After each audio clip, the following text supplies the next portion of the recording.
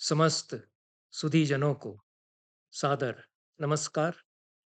मैंने पिछले वक्तव्य में महाभारत में उत्तंक के उपाख्यान की चर्चा की है और किस प्रकार से उसका दार्शनिक, आध्यात्मिक और समाजशास्त्रीय महत्व है, इस पर भी बात की है।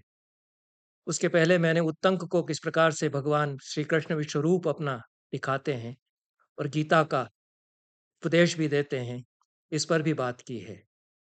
उत्तंक की एक कथा महाभारत के आदि पर्व में तीसरे अध्याय में आती है और यह पूरा अध्याय लगभग गद्य में है। एक और प्रारूप या एक और रूपांतर उत्तंक की कथा का महाभारत के आश्वमेधिक पर्व में अध्याय 52 से 57वें अध्याय तक उत्तंकोपाख्यानम के नाम से दिया गया है। उत्तंकोपाख्यानम यह शीर्षक समीक्षित पाठ संस्करण में दिया गया है। यह विस्तृत कथा है और जैसा मैंने पहले भी बात की है, अनेक गुत्थियों, जटिलताओं और रहस्यों के आवरण में लिपटी हुई यह कथा है और अनेक प्रकार से इसकी व्याख्या की जा सकती है। प्राचीन भारतीय समाज की दृष्टि से भी इसकी व्याख्या की जा सकती है। जो वैदिक समाज है, उसका नाग जाति के लोगों के साथ में द्वंद्व, इसकी दृष्टि से भी इस कथा को देखा जा सकता है। अनेक सांकेतिक प्रतीकात्मक अभिप्राय इस कथा में हैं और यहाँ आकर के लोक कथाओं के अभिप्रायों से यह कथानक जुड़ जाता है। यह जटिल ताना बाना इस उत्तंक के उपाख्यान का जो है, उस पर आगे महाभारत के आश्वमेधिक पर्व के 52वें अध्याय के आगे जो कथा आती है, उसकी दृष्टि से हम चर्चा करेंगे। श्री कृष्ण विश्वरूप दिखाते हैं उत्तंक को और गीता का उपदेश देते हैं। तदनंतर प्रसन्न होकर के उत्तंक से कहते हैं कि कुछ वरदान मांगिए। उत्तंक कहते हैं कि मैं मरुभूमि में निवास करता हूँ, यहाँ जल का अभाव है, मुझे जहाँ मैं चाहूँ जल मिल जाए, ऐसा वर दीजिए। श्री कृष्ण उनको वर प्रदान करके चले जाते हैं। तत्पश्चात एक चांडाल कुत्तों से घिरा हुआ उत्तंक के सम्मुख प्रकट होता है और वह कहता है कि उत्तंक, मैं तुम्हें यह जल दे रहा हूँ, इसे ग्रहण करो। जैसा उत्तंक का स्वभाव है, वे इस पर चिढ़ जाते हैं कि श्री कृष्ण ने यह क्या किया, एक चांडाल को भेज दिया है जो कि हमको जल दे रहा है। तो वे मना कर देते हैं कि तुम्हारे हाथ से मैं जल नहीं लूंगा। चांडाल अंतर्धान हो जाता है, तिरोहित हो जाता है, गायब हो जाता है। तत्पश्चात विष्णु श्री कृष्ण के विष्णु उत्तंक के सम्मुख प्रकट होते हैं। उत्तंक शिकायत करते हैं कि मैंने आपसे पानी के लिए वर मांगा था और आपने चांडाल को मुझे पानी देने के लिए भेजा है। विष्णु उनको बताते हैं कि मैंने इंद्र से कहा था कि उत्तंक मुनि को जल के स्थान पर अमृत प्रदान करो और वह इंद्र चांडाल के वेश में तुम्हें अमृत देने के लिए आया था। तुमने ग्रहण नहीं किया, पर फिर भी जहाँ तुम चाहोगे जल तुम्हें प्राप्त हो जाएगा मरुभूमि में। तुम्हारी इच्छा संकल्प होते ही जल यहाँ पर प्रकट होगा। ऐसा कहकर श्री कृष्ण चले जाते हैं। यहाँ तक जो कथा है, यह विष्णु के महात्म्य का और श्री कृष्ण ही विष्णु हैं, इस बात को रेखांकित करने के लिए, इस बात के प्रति विश्वास प्रकट करने के लिए एक तरह से जोड़ी गई है। जैसा कि वी.एस. अग्रवाल और सुखथनकर मानते हैं कि अनेक प्रसंग महाभारत में वैष्णव भक्ति परंपरा की दृष्टि से जोड़े गए और अनेक प्रसंग महाभारत में शौनक आदि मुनियों के द्वारा उग्र श्रवासूत से आग्रह करके जुड़वाए गए, जिसमें उन्होंने कहा कि हम भार्गवों के आख्यान सुनना चाहते हैं, तो भार्गवों की कथाएं इसमें जोड़ी जाएं। उत्तंक भी भार्गव हैं, बार बार उनको भार्गव कहा गया है, भृगुकुल में जन्म उन्होंने लिया है। ऐसा लगता है कि ये जो आश्वमेधिक पर्व में कथा आई है उत्तंक के नाम से, वो भार्गवों के वृत्तांत जो जोड़े गए हैं महाभारत में बाद में, उनमें से एक वृत्तांत है। किंचित भेद आदि पर्व में जो उत्तंक का वृत्तांत है, उससे इसमें हो गया है। दोनों में नाम तो मुनि का उत्तंक ही है, पर गुरु के नाम भिन्न हो गए हैं। इसके आगे यहाँ तक जो कथा अभी बताई गई कि उत्तंक को यथेच्छ वर प्राप्त होता है और मरुभूमि में जहाँ चाहें जल वे प्राप्त कर सकते हैं। और यह भी श्री कृष्ण ने उनसे कहा कि जब चाहोगे तो मेघ मरुभूमि में वर्षा करेंगे, तुम्हारे नाम से उत्तंक मेघ के रूप में जाने जाएंगे। इतनी कथा के पश्चात, इतनी कथा सुनाने के पश्चात जन्मेजय वैशंपायन से पूछते हैं कि कैसे उत्तंक को ऐसी प्रभुता प्राप्त हुई, ऐसा सामर्थ्य प्राप्त हुआ कि वे विष्णु को या विष्णु रूपी श्री कृष्ण को भी शाप देने को तत्पर हो सके और शाप देने में समर्थ हो सके। तब उत्तंक का महात्म्य बताते हैं वैशंपायन जन्मेजय को, उनकी कथा बताते हैं। उनकी कथा में बताते हैं कि उत्तंक गौतम ऋषि के शिष्य हैं। आदि पर्व में जो कथा है उसमें उत्तंक वेद ऋषि के शिष्य हैं और अयोध्या के जो तीसरे शिष्य हैं वेद, उपमन्यु, आरुणि और वेद, तीन शिष्य महर्षि अयोध्या के थे। उनमें से जो तीसरे शिष्य वेद थे, इनके शिष्य हुए उत्तंक। ऐसा आदि पर्व में महाभारत में तीसरे अध्याय में है। आश्वेधिक पर्व में 53वें 54वें अध्याय से जो कथा उत्तंक की आरंभ होती है, उसमें वे वेद के स्थान पर गौतम के शिष्य बताए गए हैं। गौतम की पत्नी अहिल्या यहाँ बताई गई है। यह कहा गया है कि महर्षि गौतम के गुरुकुल में हजारों शिष्य पढ़ने के लिए आते थे, अध्ययन के लिए आते थे। सबको वे अनुज्ञा देते थे। विद्या समाप्त होने के पश्चात स्नातक वे होकर के चले जाते थे। और उत्तंक पर उनका बड़ा स्नेह था, इतना अधिक स्नेह था कि उन्होंने उत्तंक को जब जब वे जाने के लिए कुछ उनका संकल्प होता रोक लिया और उत्तंक आश्रम में ही रुक गए। आश्रम में रुके हुए उनको रहते रहते उनको बरस पर बरस बीत गए। वे वृद्ध हो गए। गुरु का ऐसा स्नेह है कि वे अपने शिष्य को जाने ही नहीं दे रहे हैं। शिष्य की तो आयु ही निकल गई। एक बार गुरु के आदेश से काष्ठ लेकर के वन से उत्तंक आए। काष्ठ भार सिर पर लादे हुए आए थे। थक गए थे, भूखे प्यासे भी थे और बहुत शांत विकल कुछ हो गए थे। काष्ठभार उन्होंने अपने मस्तक से उतार करके नीचे पटका। उसके साथ उनके जटाओं का एक गुच्छा उलझ करके लकड़ियों में नीचे गिरा। उन्होंने देखा कि सफेद बाल हैं मेरी, मेरी जटाएं तो सफेद हो गई। सारे जीवन भर का जो दुख संताप है वह उनको निकल पड़ा, उनका निकल पड़ा आंसुओं के रूप में। और आंसू उनकी आंखों से टपकने को हुए। जैसे ही आंसू उनकी आंखों से गिरने को थे कि उनके गुरु की पुत्री झपट करके आई और उसने गिरते हुए आंसुओं के आगे अपनी हथेलियां रख दी। आंसू उसकी हथेलियों पर गिरे, उसकी हथेलियां जलने लगी, पर उसने उन आंसुओं को धरती पर नहीं गिरने दिया।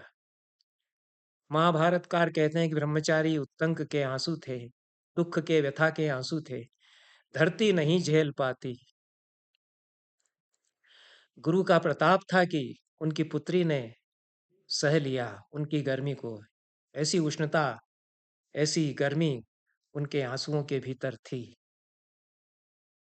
गुरु ने ही कहा था कि जाओ, उसकी आंखों से आंसू निकल रहे हैं, तुम उन आंसुओं को अपनी हथेली पर झेल लो। तो गुरु नियोग से गुरुपुत्री आई और उसने उन आंसुओं को अपनी हथेलियों पर समेट लिया।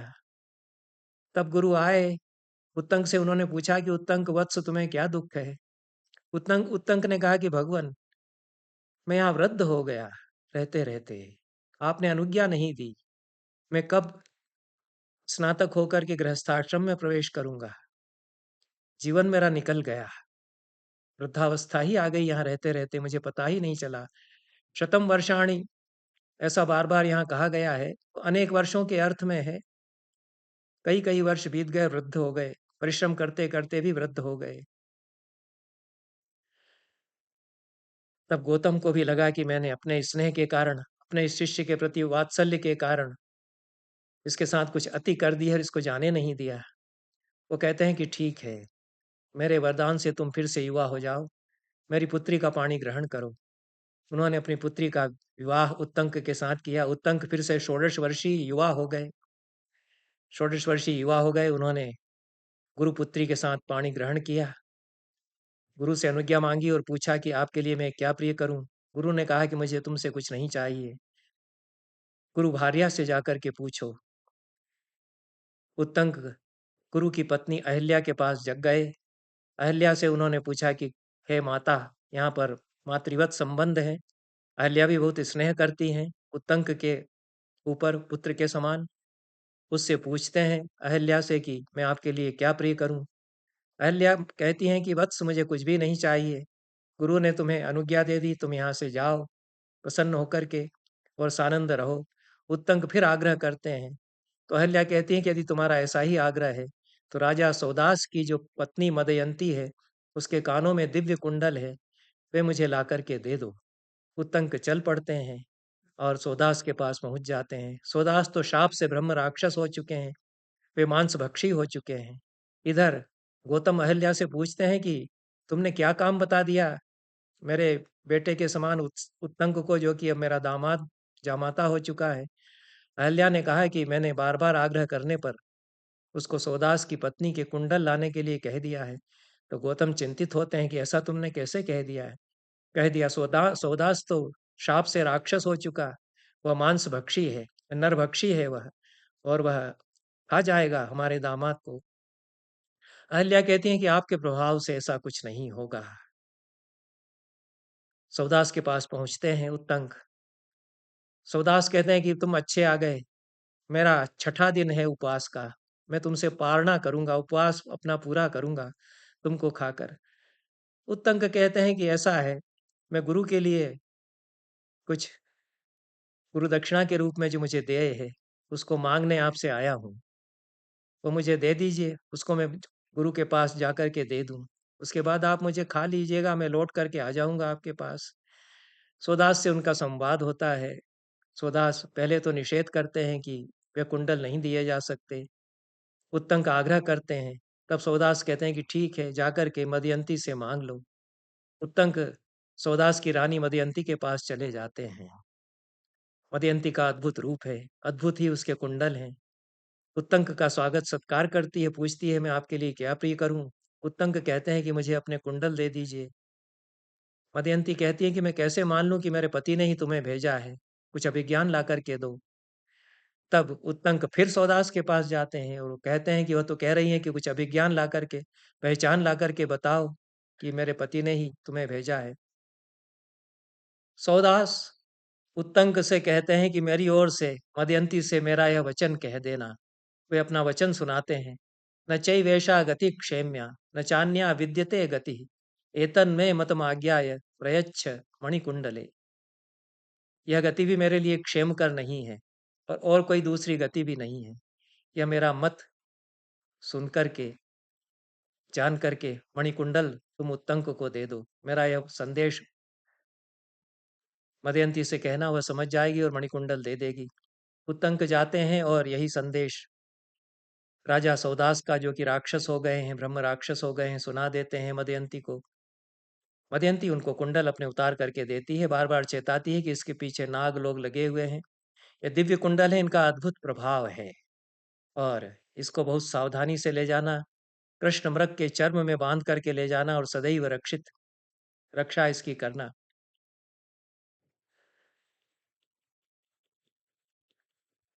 उत्तंक लौट करके आते हैं राजा सौदास के पास और पूछते हैं कि मणिकुंडल तो उन्होंने दे दिए, लेकिन आपने जो गुह्य वचन कहा कि यह गति भी क्षेम कर नहीं है और कोई गति भी नहीं है, तो इसका क्या अर्थ है। सौदास बताते हैं कि ब्राह्मणों का क्रोध जलाने वाला होता है। मैंने ब्राह्मण को कुपित कर लिया। क्षत्रिय के लिए ब्राह्मण पूज्य होते हैं, मैंने ब्राह्मण को विप्र को कुपित किया और मुझे यह शाप मिला, जिसके कारण मैं स्वर्ग में जाने वाला था, लेकिन मांसभक्षी नरभक्षी राक्षस हो गया है। ब्राह्मणों को कुपित नहीं करना चाहिए। और मैंने जो मदयंती से कहा था उसका अर्थ यही है कि अब मेरे लिए, और ये मेरे लिए है जो गति है, यह मेरे लिए क्षेमकर नहीं है, कल्याणकर नहीं है। अत्यंत ही अधोगति को मैं प्राप्त हो गया, लेकिन तुम्हारे अतिरिक्त मेरी अन्य कोई गति नहीं है। तुम ही मेरी रक्षक हो, एक पतिव्रता सती स्त्री के रूप में। इस प्रकार से अर्थ बताते हैं सौदास मदयंती के लिए जो उन्होंने संदेश भेजा था उसका। और तंक कृष्णाजिन में कृष्ण मृग की छाल में उनको बांध करके कुंडलों को सावधानी से चल पड़ते हैं। इतनी कथा। इसके पश्चात जो आदि पर्व में कथा है उसके समान कथा आती है कि नाग उसके पीछे लगा हुआ है। वहां पर श्रमण है, नग्न श्रमण है, जो पीछे कभी प्रकट होता है और कभी पीछे लगता है, फिर वह तक्षक का रूप धारण कर लेता है। यहाँ कुछ भिन्न है, लेकिन भुजग कोई देखता है मणिकुंडलों को जो कि पेड़ से लटके हुए हैं कृष्णाजिन में, और उत्तंक पेड़ से उनको बांध करके गए हैं। वह ऐरावत कुलोत्पन्न भुजग जो है मणिकुंडल लेकर के वल्मीक से तत्काल सर्रा करके भीतर चला गया। उत्तंक ने देखा कि सर्प जो है, नाग जो है, मणिकुंडल लेकर के और चला गया है, एक बिल में घुस गया है। तो उन्होंने एक लकड़ी उठाई और उस बाबी को, वल्मीक को खोदना आरंभ किया। अत्यंत क्रोध में भर गए थे, किसी तरह मैंने प्राप्त किए, और उसको उठा करके यह ले गया है। धरती डोलने लगी, असह्य वेग था, और भूकंप सा आ गया जब वे खोदने लगे। लेकिन खोदते चले गए, नागलोक का कोई रास्ता उनको नहीं मिला। तब वज्रपाणी महातेजस्वी इंद्र उनके सामने प्रकट हुए। घोड़े उनके रथ में जुते हुए थे, रथ पर विराजमान इंद्र वहां पर आए, और उन्होंने फिर ब्राह्मण का रूप धारण किया। और उत्तंक से उन्होंने कहा कि तुम्हारे लिए संभव नहीं होगा कि तुम ऐसी एक लकड़ी से इस बिल को खोद करके नागलोक पहुंच जाओ। नागलोक सहस्त्र योजन फैला हुआ है, भीतर बहुत विस्तार उसका है, इस तरह से उसमें नहीं घुसा जा सकता है। उत्तंक कहते हैं कि यदि मैं नहीं जा सका नागलोक के भीतर और नहीं ला सका कुंडल, तो मैं अपने प्राण यहीं त्याग दूंगा, क्योंकि मुझे तो किसी भी तरह से कुंडल लेकर के जाना ही है। तब इंद्र ने उनका जो दंडकाष्ठ था उसमें अपने वज्र की शक्ति संचारित कर दी। वज्र की शक्ति संचारित करते ही वज्र प्रहार से वसुंधरा फट गई। उत्तंक ने जो उस लकड़ी से प्रहार किया उससे वसुंधरा धरती फटी। नागलोक का रास्ता दिखाई पड़ा सामने उत्तंक को। उस रास्ते पर वे आगे बढ़े। सहस्रों योजन फैला हुआ नागलोक था। विशाल महल, दिव्य मणियां जिनमें जटी जड़ी हुई थी, और बावड़ियां थी, वापियां थी जिनमें स्फटिक के सोपान थे, सीढ़ियां थी। कई कई नदियां थी, निर्मल जल जिनमें बह रहा था। बगीचे थे, कई तरह के वृक्ष थे, पक्षी उनमें कूजन कर रहे थे वृक्षों पर। 5 योजन विस्तृत, 100 योजन चौड़े द्वार को उन्होंने देखा। उस द्वार को देख करके, उस सारे विस्तार को देख करके निराश हो गए। 3 हो गए उत्तंक की, इतना बड़ा यह नागलोक है, कहाँ मैं इसमें कुंडल जो नाग मेरा झपट करके चुरा कर ले गया है उसको खोज पाऊंगा। तभी वहां पर एक घोड़ा प्रकट हुआ जिसके श्वेत और कृष्ण केसर थे, अयाल के बाल थे, काले और सफेद। लाल उसकी आंखें थी, और तेज से वह प्रकाशित हो रहा था, जाज्वल्यमान था। उसने उत्तंक से कहा कि मेरे अपान मार्ग में फूंको, फूंक मारो, तुम्हारा मनोरथ पूर्ण होगा। उत्तंक कुछ हिचकिचाए। उस अश्व ने कहा कि जुगुप्सा मत करो, घिन मत करो इसमें, पहले भी तुम कर चुके हो यही जब तुम गौतम के आश्रम में थे। उत्तंक पूछते हैं कि जब मैं अपने गुरु के आश्रम में था, आपको कैसे पता कि मैंने आपके अपान मार्ग में इस प्रकार से फूंक मारी है। अश्व ने कहा कि मैं प्रज्वलित होने वाला गुरुकुलों में, आश्रमों में प्रज्वलित होने वाला यज्ञ अग्नि हूँ। मुझे तुमने कई बार फूंक मारी है इस प्रकार से। मैं संकल्प करने पर कहीं भी प्रज्वलित हो जाता हूँ। मेरे अपान मार्ग में तुम फूंक मारो। इस प्रकार से सुनकर के उतंक ने जो उसने कहा वैसा ही किया। नागलोक में आग लग गई, त्राही त्राही मच गई। आदि पर्व में भी इसी प्रकार का वर्णन है कि उस अश्व के अपान मार्ग में फूंक मारने से ही पूरे नागलोक में अग्नि प्रज्वलित हो उठी। घबरा गए नाग बाहर आए और जिस नाग ने कुंडल चुराए थे वह लेकर के आया और उत्तंक को सौंप दिए। इतनी ही कथा बताई गई है यहाँ पर। जो आश्वमेधिक पर्व है, इतना बता करके वैशंपायन जन्मे जैसे कहते हैं कि ये उत्तंक का ये बड़ा महात्म्य मैंने तुम्हें बताया। अब ये जो दो रूपांतर उत्तंक की कथा के महाभारत के आदि पर्व में और आश्वमेधिक पर्व में प्राप्त होते हैं, उनमें अनेक प्रतीकात्मक अभिप्राय समाविष्ट हैं और लोक कथाओं के ताने बाने में भी कुछ कथा गुंथ गई है कि मैं तुम्हारा आहार बन जाऊंगा, लेकिन मुझे गुरु का कार्य पूरा करना है, उसके बाद मैं लौट आऊंगा। इस प्रकार के जो अभिप्राय हैं, जंगल में जा रहा है और नरभक्षी मिल जाता है, इस प्रकार की जो कथाएं हैं, वे लोक कथाओं के अभिप्राय भी उत्तंक की कथा में इस प्रकार के आकर के समाविष्ट हो गए हैं। पर जो एक बात की ओर ध्यान उत्तंक के दोनों आख्यानों को, दोनों प्रारूपों को या रूपांतरों को पढ़ते हुए हमारा ध्यान इस बात पर गया कि ऋग्वेद में जो दीर्घ तमस के सूक्त हैं, उनसे बड़ा साम्य है उत्तंक की कथाओं में जो कुछ अभिप्राय हैं, जो सांकेतिक और प्रतीकात्मक अभिप्राय हैं। कि अश्व कहता है कि मेरे अपान में फूंक मारो और वृषभ कोई प्रकट होता है। वृषभ पर आसीन विराट पुरुष कहता है कि इसके पुरीष को और मूत्र को तुम सेवन करो, तुम्हारे गुरु ने भी यह किया है। फिर उत्तंक एक चक्र देखते हैं जिसके कि 12 अरे हैं, जिसको कि 6 कुमार चला रहे हैं, और 2 स्त्रियों को देखते हैं जो कि निरंतर कपड़ा बुन रही हैं, एक काले रंग का, एक सफेद रंग का, और एक कुछ धागे काले रंग के हैं, एक सफेद रंग के हैं। ये सारे जो प्रतीकात्मक अभिप्राय हैं, वो सृष्टि विद्या का निर्वचन, निरूपण इनके द्वारा किया जाता है। यह ऋग्वेद से परंपरा आरंभ होती है और सबसे बड़े इसके जो कवि हुए ऋग्वेद में, ऋग्वेद के ऋषियों में, वे दीर्घतमस हैं। दीर्घतमस महान दार्शनिक और बड़े कवि हैं और वे तत्वदर्शी भी हैं। उत्तंक की तरह क्रोधी स्वभाव के वे भी हैं, पर बड़े विचारक और बड़े कवि वे हैं। उनके बहुसंख्य सूक्त ऋग्वेद के प्रथम मंडल में प्राप्त होते हैं। उन पर मैं पहले चर्चा करता रहा हूँ।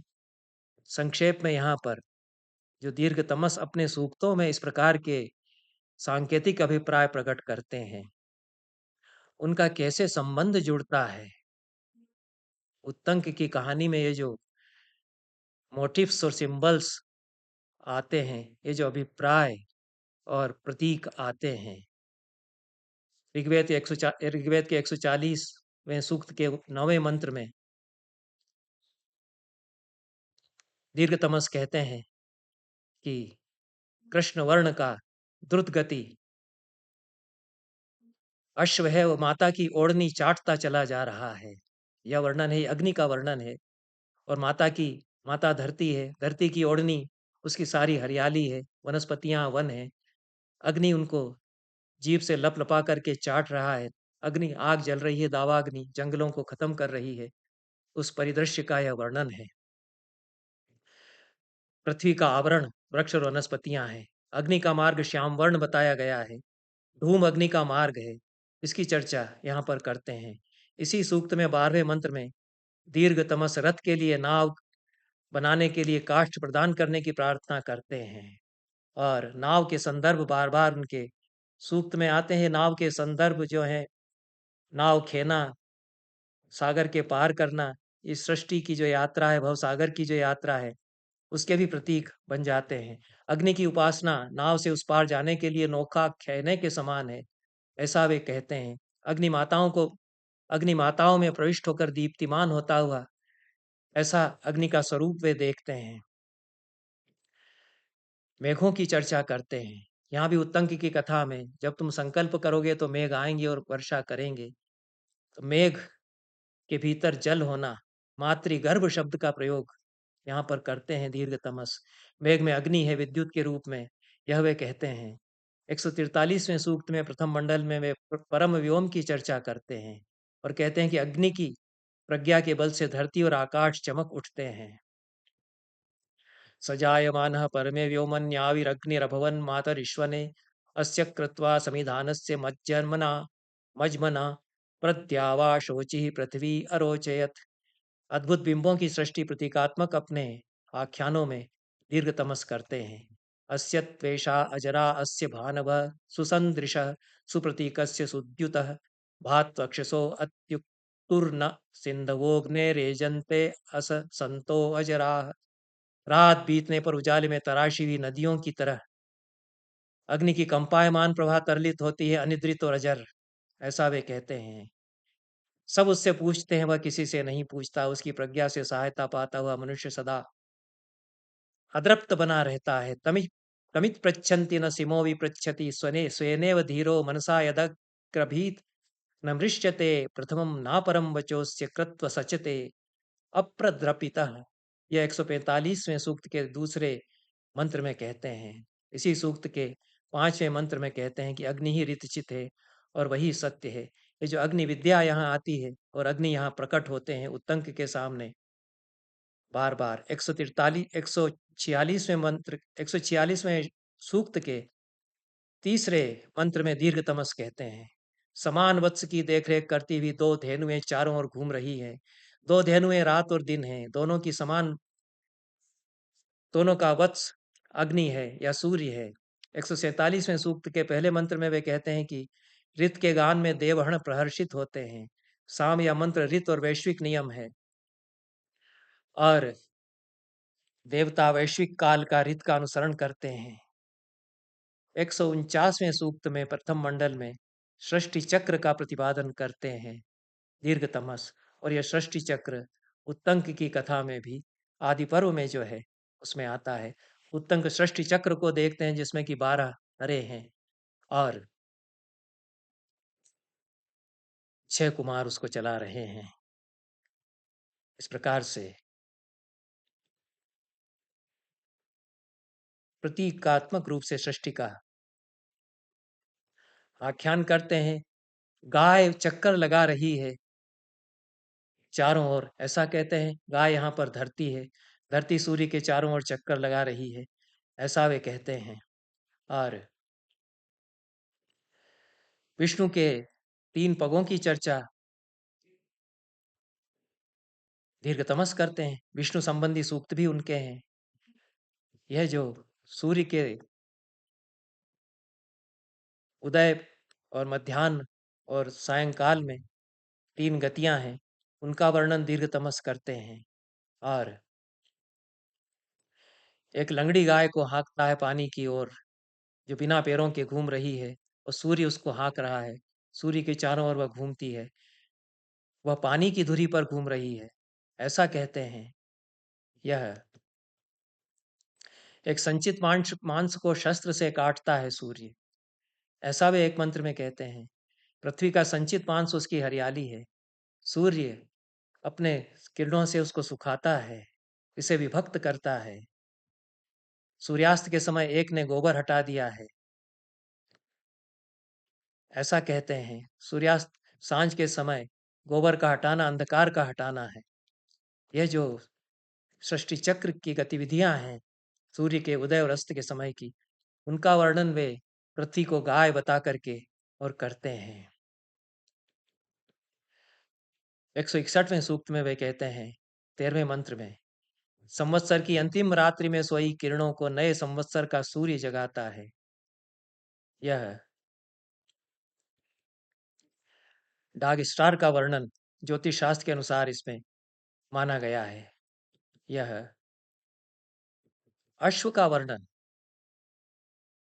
दीर्घ तमस संबंधी अपने पिछले वक्तव्यों में मैंने बताया है, कहा है कि कालचक्र के वर्णन में अश्व का वर्णन वे करते हैं, और यहाँ भी उत्तंक की कथा में अश्व उस सृष्टि चक्र के प्रतीक के रूप में आता है। तो माता और पुत्र के प्रतीकों के रूप में पृथ्वी और सूर्य को निरूपित करते हैं उत्तंक। नाव और सागर के प्रतीक वे सृष्टि के निरूपण के लिए अपनाते हैं।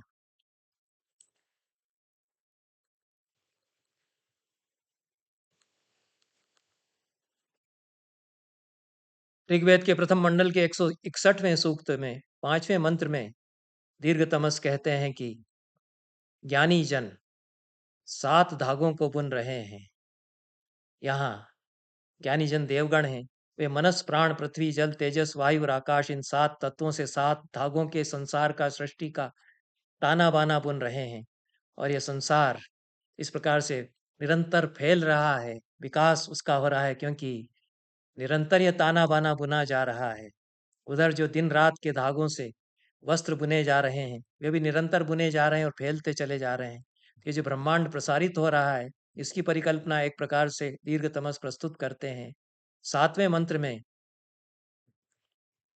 दीर्घतमस आगे कहते हैं,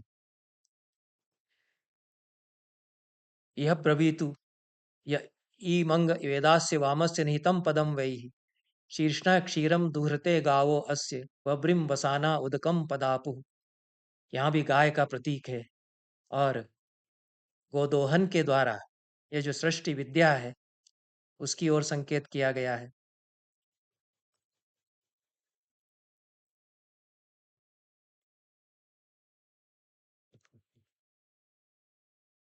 सारे लोग अंतरिक्ष में भ्रमण कर रहे हैं। पक्षी अंतरिक्ष में भ्रमण कर रहे हैं। पक्षी सारे लोक हैं। सारे ग्रह नक्षत्र तारे निरंतर भ्रमण कर रहे हैं, इसकी ओर संकेत करते हैं। जैसे गायें अपने पशुओं को दूध दे करके बढ़ाती हैं, उसी प्रकार से वृक्ष अपने मूल से, जिनको कि पाद या पेड़ कहा गया है, जल पी करके सृष्टि की वृद्धि करते हैं। आगे के मंत्र में 3 माताओं की चर्चा की गई है। 3 माताएं हैं जो इस सृष्टि का पालन कर रही हैं, और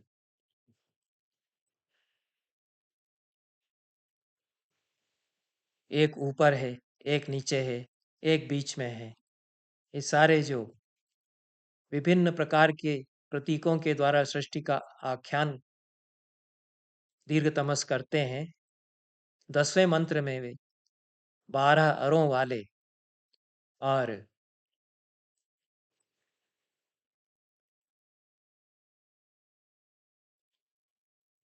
360 शंकुओं वाले चक्र का, जो कि रथ में जुता हुआ है, उसका वर्णन करते हैं। तो ये जो सृष्टि चक्र, सृष्टि विद्या, उसमें 360 दिन और संवत्सर का चक्र यह निरंतर घूम रहा है। द्वादशारम नहीं तज्जराय वरवर्ती, ऐसा 10वें मंत्र में वे कहते हैं। पृथ्वी और द्युलोक तक यह विस्तीर्ण है और घूम रहा है। इस प्रकार से यह जो सृष्टि का आख्यान प्राचीन लोक कथाओं में भी, ऋग्वेद के सूक्तों में, दीर्घतमस जैसे ऋषियों के वचनों में हमको मिलता है, उसकी परंपरा महाभारत में चली आई है। और वे प्रतीक उत्तंक की कथा में इस प्रकार से गुथ गए हैं। 164वें सूक्त में प्रथम मंडल में 48वें मंत्र में वे कहते हैं, द्वादश प्रदयश्चक्रमेकं त्रीणि नभ्यानि कौतच्चिकेत तस्मिन् साकं त्रिशता शंकवो अर्पिता षष्टिर्न चला चला सह। यह बहुत बिंबात्मक वर्णन है। शब्द चित्र अंकित कर दिया है सृष्टि चक्र का। 12 प्रधियां हैं, एक ही चक्र है, पहिया है, 3 उसके नाभियां हैं, और 360 शंकु उसमें हैं। वे अविचल हैं शंकु, ऐसा कहते हैं। तो ये जो पूरा ब्रह्मांड का स्वरूप है, जो आज का एस्ट्रोफिजिक्स भी बताता है, उसकी एक प्राक कल्पना, उसका किंचित आभास दीर्घ तमस अपने सूक्तों में देते हैं और उसकी परंपरा महाभारत की उत्तंक की कथा में उतर कर के चली आई है। ये जीवंत परंपराएं हैं। ये गाथाओं के माध्यम से जो गाथाएं, कथाएं, प्रतीकों में जिन गाथाओं में, कथाओं में प्रतीक हमारे गुथ कर के आते हैं, उनकी परंपरा वैदिक काल से चली आ रही है। हमारे आदिम समाज में जो बोध है सृष्टि का, वह भी उनमें व्यक्त होता है। इन शब्दों के साथ आज का यह वक्तव्य मैं समाप्त करता हूँ। सभी को धन्यवाद। नमस्कार।